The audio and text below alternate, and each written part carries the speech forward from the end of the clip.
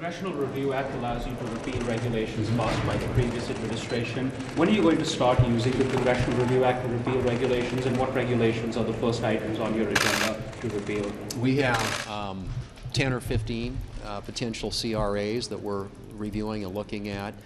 Which one gets queued up first? It'll be a function, frankly, in many ways, of us working with the White House, determining what their priorities are, and with the House of Representatives.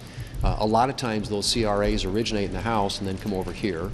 But we'll see that there's a lot of consideration being given right now to which candidates are eligible for CRAs and how to prioritize them. But be assured that we will use our time, when we're not working on nominees, to do everything we can to repeal a lot of the heavy-handed, onerous, burdensome regulations of the Biden administration, which we think are strangling our economy and making it harder for businesses in this country to grow and create jobs.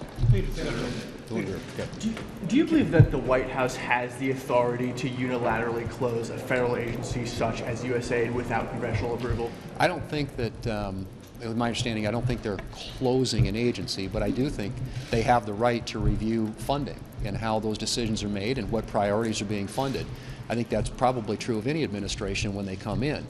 There are lots of programs authorized and funded through that agency, some of which I think are operating in the way in which they were intended, and some which aren't. And I think that's the determination the administration is in the process of making, and trying to determine, again, how the various programs that are authorized and funded under USAID, how those dollars are being spent, and whether they're being spent wisely and well and consistent with the purpose for which they are intended. And I think, as you perhaps saw yesterday when Secretary Rubio responded to some questions around this subject, indicated that for a very long time Congress has been trying to get answers about USAID, those programs, how they're funded, why they're funded, what they're being used for, and have not been able to get that information. So it's in need of reform, it's in need of transparency and greater accountability, and I think that's what the administration is trying to achieve. One more. Yeah.